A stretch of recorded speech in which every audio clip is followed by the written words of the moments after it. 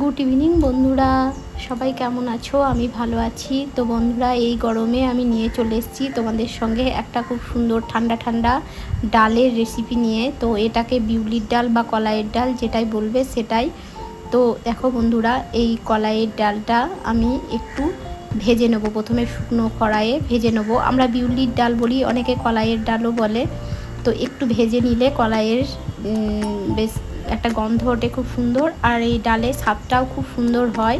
তো দেখো, আমি একটু নেড়ে চেড়ে শুকনো কড়াইয়ে একটু নেড়ে নেবো ডালটা।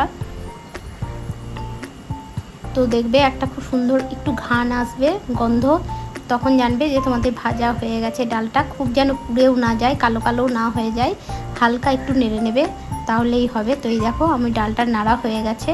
এখন আমি ডালটাকে একটা বাটিতে ঢেলে নেব। তো ঢেলে এখন ভালো করে আমি ডালটাকে জল দিয়ে ধুয়ে পরিষ্কার করে নেব। এই ডালের মধ্যে দেখবে একটা সাদা সাদা কিছু একটা পাউডার দেওয়া থাকে, ওটাকে বারবার জল দিয়ে ভালো করে ধুয়ে পরিষ্কার করে নিতে হবে। তো আমি ডালটাকে হাত দিয়ে ভালো করে কচলে ধুয়ে ভালো করে পরিষ্কার করে নিচ্ছি।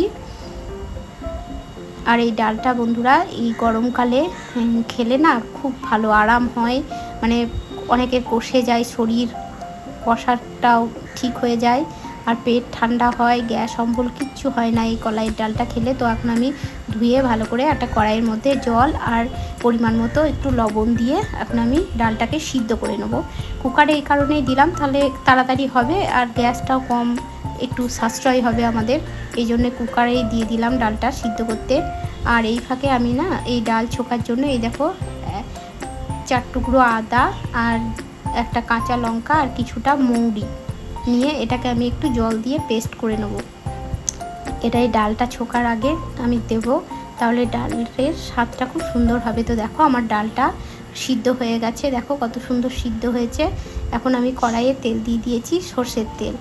এখন আমি তেলে দিয়ে দেবো একটু 5 ফোড়ন আর 2 শুকনো লঙ্কা।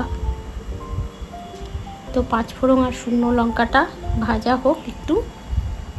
আর এখন দিয়ে দেবো আমি একটু এই 1 চিমটি মতো হিং। এই কলাইয়ের ডালে হিং দিলে না খুব সুন্দর স্বাদ হয়। দেখবে বন্ধুরা, হিংটা দেবে অবশ্যই, যদি তোমরা পছন্দ করো, দেখবে খুব সুন্দর হবে ডালটা খেতে।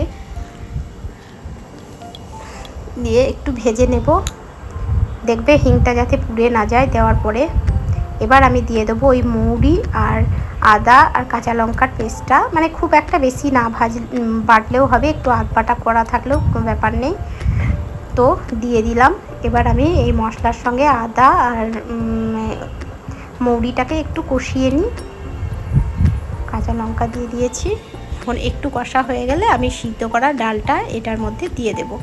তো একটু ভেজে নিই। আর এইদিকে দেখো, আমার ডালটা কিন্তু খুব সুন্দর সিদ্ধ হয়ে গেছে, তোমাদেরকে দেখাচ্ছি। এই দেখো, আমি একটু হাতাতে করে ডালটাকে নেড়ে নিচ্ছি, একদম গলে গেছে ডাল। একটু হাতাতে করে নেড়ে দিচ্ছি। আর সিদ্ধ করার সময় আমি ডাল দিয়েছিলাম, এই লবণ দিয়েছিলাম, তো আবার যদি লাগে তাহলে আমি দেব, একটু মাঝখানে দেখে নেব ছোকার পরে। তো এখন আমি দেখো মশলাটা আমার হয়ে গেছে, এখন ডালটা আমি দিয়ে দিলাম। এবার ডালটা দেওয়ার পরে এবার একটু আমি দেখে নেব যে লবণটা ঠিক আছে কি না, কারণ আরও একটু জল অ্যাড করেছি। আর এই ডালটা না খুব একটা একদম পুরো ভালো লাগে না, কলাইয়ের ডাল একটু পাতলা পাতলাই ভালো লাগে। তো আমি একটু দেখে নিলাম। আর ডালটাকে না ফুটাবে, ডাল জিনিসই যত ফুটাবে ছোকার পরে ডালের স্বাদটা তত বাড়বে। ডাল কিন্তু ফোটাতে হবে অনেকক্ষণ ছোকার পরে, তাহলে ডালের স্বাদটাও খুব সুন্দর বেরোয়। আর এই ডালটা এই গ্রীষ্মকালে খাওয়া খুবই ভালো, শরীর ঠান্ডা থাকে। আর মানে অনেকের শরীর কষে যায়, নাক দিয়ে রক্ত ঝরে, কষে গেলে এইগুলো ঠিক হয়ে যায়, পেট ঠান্ডা থাকে, গ্যাস অম্বল একদম হয় না এই হালকা পাতলা ডাল খেতে। আর ডালটা খুবই ভালো লাগে, এর সঙ্গে একটু আলু সিদ্ধ আর এই ডাল হলেই না এখন গ্রীষ্মকালে ভাত খাওয়া হয়ে যাবে। তো বন্ধুরা, তোমাদের কেমন লাগলো আজকে কলাইয়ের ডাল বা বিউলির ডালের রেসিপিটা? যদি ভালো লাগে তোমাদের, তাহলে একটু লাইক কমেন্ট শেয়ার করে দিও। আর নতুন বন্ধুরা আমার চ্যানেলটাকে একটু সাবস্ক্রাইব করে দিও। তো এই দেখো, আমি একটা বড় বাটিতে ঢেলে নিয়েছি ডালটা। তো বন্ধুরা, আজকের মতো এইটুকুই। আবার পরের দিন কোনো নতুন একটা রেসিপি নিয়ে তোমাদের সামনে চলে আসবো। তো গ্রীষ্মকালে তো যেরকম রান্না করছি তোমাদের সঙ্গে সেরকমই শেয়ার করছি। তো আজকে কলাইয়ের ডালটাই রান্না করলাম, তাই ভাবলাম কলাইয়ের ডালটাই আজকে তোমাদের সঙ্গে শেয়ার করি। তো বন্ধুরা, আজকের মতো এইটুকুই। সবাই ভালো থেকো, সুস্থ থেকো, টাটা।